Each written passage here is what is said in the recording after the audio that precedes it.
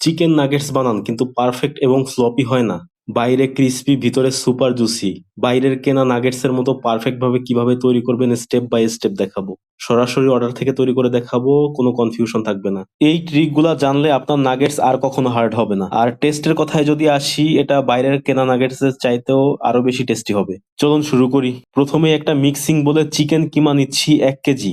আদা গুঁড়া দিতে হবে 1 টেবিল চামচ, রসুন গুঁড়া 1 টেবিল চামচ, পেঁয়াজের গুঁড়া 1 টেবিল চামচ। গুঁড়া অ্যাভেলেবল না থাকলে পেস্ট তৈরি করে ব্যবহার করতে পারবেন। চিকেন পাউডার দিতে হবে 1 টেবিল চামচ, লবণ হাফ চা চামচ, ডার্ক সয়া সস 1 টেবিল চামচ, চিলি ফ্লেক্স 1 চা চামচ। ডিম দিতে হবে 2টা প্রতি কেজি চিকেনের জন্য। বেকিং পাউডার দিতে হবে 1 চা চামচ। বেকিং পাউডারটাই নাগেটসটাকে ফ্লপি এবং সফট করবে। এবার ময়দা দিয়ে দিতে হবে 3 টেবিল চামচ।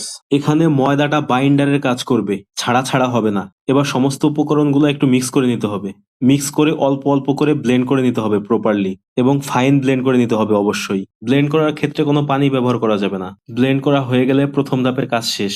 এবার এই ব্লেন্ড করা মিশ্রণটা দিয়েই অল্প অল্প করে হাতে নিয়ে নাগেটস তৈরি করে নিতে পারবেন। একটা সহজ পদ্ধতি দেখাবো, সহজেই যেন তৈরি করে নেওয়া যায়। একটা পাত্রে অল্প পরিমাণে বাটার অথবা তেল ব্রাশ করে নিতে হবে।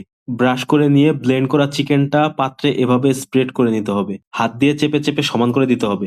আর থিকনেসটা 1 সেন্টিমিটার রাখলে পারফেক্ট সাইজ হবে। থিকনেস এর বেশি হলে বেশি বড় আকৃতি হয়ে যাবে। সব জায়গা ভালোভাবে সমান করে র্যাপিং পেপার দিয়ে মুড়ে ডিপ ফ্রিজে রেখে দিতে হবে। 3 ঘন্টার মতো ফ্রিজে রাখবো, বা ক্ষেত্র বিশেষে 4 ঘন্টাও লাগতে পারে। ফ্রিজে রাখার কারণ হচ্ছে একটু শক্ত করে নিতে হবে, শক্ত হলে কাটতে সুবিধা হবে। ফ্রিজ থেকে বের করার পরে ছুরি অথবা কাটার দিয়ে প্রয়োজন মতো নাগেটস আকৃতিতে কেটে নিতে হবে। প্রয়োজনীয় আকৃতিতে কেটে নেওয়ার পরে নাগেটস গুলা পাত্র থেকে তুলে প্রথমে ফেটানো ডিমে চুবিয়ে নিতে হবে। এরপরে ডিম থেকে তুলে ব্রেড ক্রাম্বের মধ্যে ছেড়ে দিতে হবে। ব্রেড ক্রাম্বে ছেড়ে ভালোভাবে কোট করে নিতে হবে।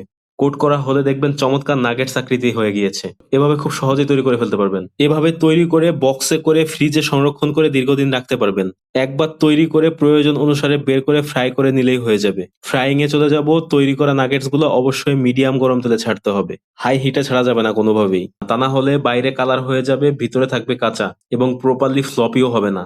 4 থেকে 5 মিনিট মিডিয়াম আঁচে ফ্রাই করলে দেখবেন কিছুটা ফুলে উঠেছে। এই পর্যায়ে আসার পরে আরো কিছুক্ষণ ফ্রাই করে লাইট ব্রাউন করে তুলে ফেলতে হবে। এভাবে সবগুলা ভেজে নিতে হবে। আমি আবারও রিপিট করছি, নাগেটস গুলা তেলে ছাড়ার পরে কিছুক্ষণ পর দেখবেন কিছুটা ফুলে উঠেছে। না ফোলার আগে তেল থেকে তুলবেন না। আর অবশ্যই হাই হিটে ছাড়া যাবে না। ফ্রাই করা হয়ে গেলে একটু ভেঙে দেখাই, দেখেই বুঝতে পারছেন কতটা ফ্লপি এবং সফট হয়েছে। আর এটা কেনা নাগেটস থেকে আরো অনেক বেশি মজার হবে যদি সেম রেসিপি দিয়ে তৈরি করেন।